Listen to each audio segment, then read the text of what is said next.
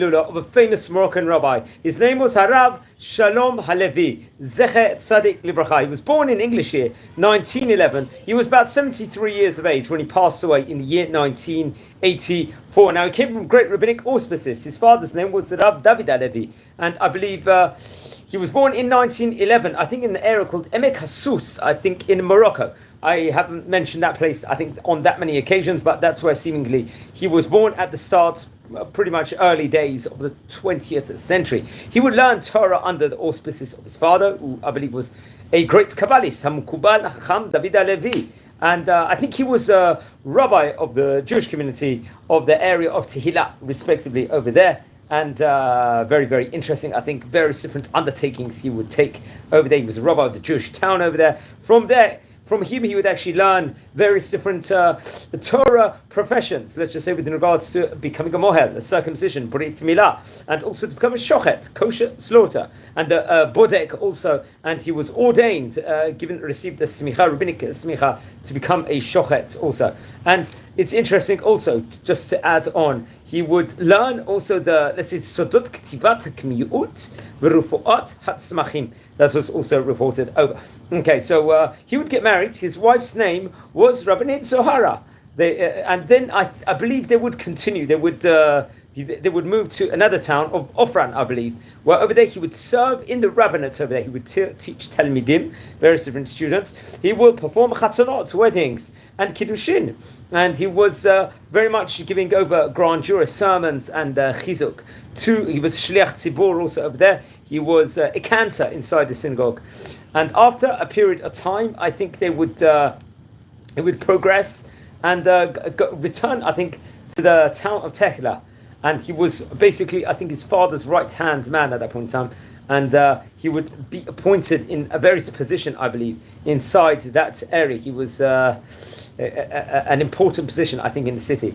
I think over there, an Alliance school would be opened up in Tehillah. Remember, the Alliance school system was a school system that wasn't necessarily very Torah orientated, as mentioned on various occasions before. He would stand as a manager over there inside the school, and I think there was various teachers over there, and he would especially, I think, be doing various different workings, especially I think connected to the kashrut, especially inside the food department for the students over there, and he'd make sure, I think, educating them within regards to the brachot, birkat hamazon, making sure they're doing it.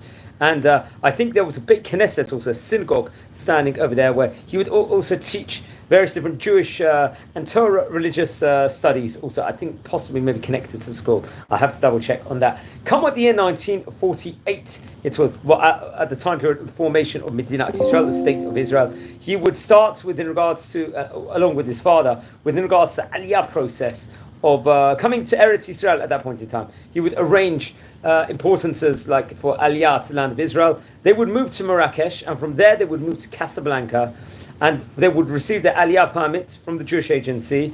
They would set off to Gibraltar and then go to France, and then they would finally arrive in the land of Israel. I think it wasn't a short process, this entire process of coming to Eretz Israel. I think they finally got to Eretz Israel, I think, if I'm not mistaken, by the year 1962 it was. I believe, sadly, I think his father passed away about 5 months after arriving to Eretz Israel. This was in the year 1962, on the 15th of Kislev. I think they were based in Yevna at that point in time. Come on, 1964 it was.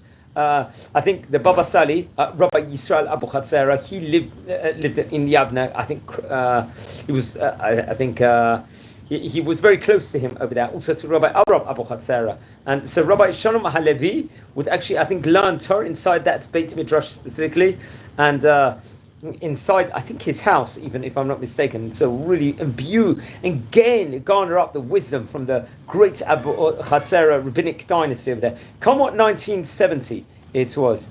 I think it happened to have been that Rabbi Avraham Abu Chatzera moved to become the rabbi of Ramla. And Rabbi Shalom Halevi, who would be a shochet, I think, in Holon and a mohel throughout the country, would serve in his place in the area of Yevna. So he would take on that now undertaking over there and become a rabbi, I think, in that place. He would do various different fasts and really be toiling in Torah pretty much huge amounts of the day. He would study Gemara and Torah every single evening, I think in his last years, with his son Raphael. And they would very much study a very different Torah law over there at that point in time. And I go to the mikveh every single day. Yet another one of his sons was Chacham Nissim, another great rabbi, I believe. Many people come to him to ask for brachot, will come to his door and ask for advice also. And I think Rabbi Shalom Halevi knew that after his passing, many would come to visit his kever to pray, and that family members he would know that just in advance, I believe. I'll state what it says over in the Hayumi website in regards to that in Hebrew, just to give the sentence some, distinction. I mean, because so ma'ot hashchimot להתברך לקבל עצה טובה. חכם שלום לוי שידע שאחר פטירתו רבים יבואו לפקוד את קברו לתפילה וירצו בני משפחה לבנות ציון מעל לקברו, הזהיר את בני ביתו לבל יבנו ציון מעל קברו. I think I'll just translate that in Hebrew, which is actually written there. Now I believe he passed away on the 15th of Av, Tu B'Av, in the year 1984. We're talking about from time of recording 41 years ago. And I believe he was buried in Yevna. He would leave various different book writings on the Shas, on the Talmud Babli. I think much of it might have been in manuscript form. With regards to laws of kosher slaughter, shrita, on the Torah also, various different drashot, sermons also, and I think the book of the Netivat Shalom, if I'm not mistaken, there was, I think some of it was published inside that book, and it was published through the efforts of a couple of other great rabbis we mentioned about before. I think one of them was Rab Yochanan Elul and Rab Avram Asulin. These were great rabbis. I believe we spoke about both of those Chachamim on a previous video, if I'm not mistaken, also. So he was very, very great. He was one of the great rabbis of Yavne of his day, and much more is actually related over within on his teachings in the Netivot Shalom book. I think maybe it was printed after he passed away, but I'll have to double check on that. Let's explore a couple of the teachings from the Netivot Shalom book. I think it was in 2004. Machon Tiferet was actually printed. I think it was printed in Lod, I believe the book was. Melamed Sheshkol David Aviv.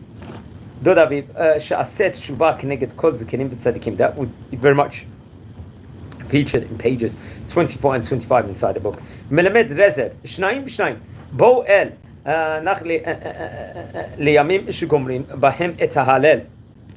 Page number 26. I'm using the Hayimi website over here for this. Melamed Et Tirso Lizchut B'Torah Tiu Anashim K'motam. That actually comes from page number 27 of the Netivot Shalom book. And another last teaching, let's just say from the book, Melamed Malat Makom Marat Amachbela Shi Mechavanat Legan Eden. This is coming from the Chumash Bereshit section on page number 29 of the book Netivot Shalom, respectively. So he was a famous rabbi of his time. We've spoken about various other great rabbis from the great family itself. Much more can be said about him. There's a lot on online within regards to him. Famous rabbi, so please don't forget to light candles in his memory. It's going to be on Tu B'Av, his Hilula. And friends, we're a community here. We're learning about famous rabbis of yesteryear. We've already recorded about 1,200 biography videos of great Chachamim of yesteryear. Many of them were actually from Morocco. Maybe as many as 200 great Chachamim we have spoken about of yesteryear that actually came from Morocco. So he very, very much was a great one over here. And he was a rabbi in Yevna. Also, we've spoken about various different rabbis that were connected to that specific city in of itself. So it's always, and he was very much connected to the famous family of the Abu Chatzera family over there, and was famous mohel in that time, especially all over Eretz Yisrael, and would really take on various different important roles over there. So I recommend everyone to learn more within regards to him. Now, please, everyone, if you haven't yet, please subscribe to the channel. We are nearing as many as 7,000 subscribers, which is a phenomenal achievement. And if anyone is interested in watching any of these videos, please share these videos also to other people and join the community. Now, we don't just record videos, let's say, on the great rabbis of yesteryear. We also record videos on, let's just say, daily tidbits of the Daf Yomi, record with other great rabbinic or Jewish personalities. Also, a daily clip of inspiration. We travel all over Israel, different synagogues, different places of Eretz Israel. We do videos on Parshat Shavua, for example. We will record videos on various different current events also, and history with regards to various different synagogues, and so on and so forth. So please join the community, subscribe, and wishing all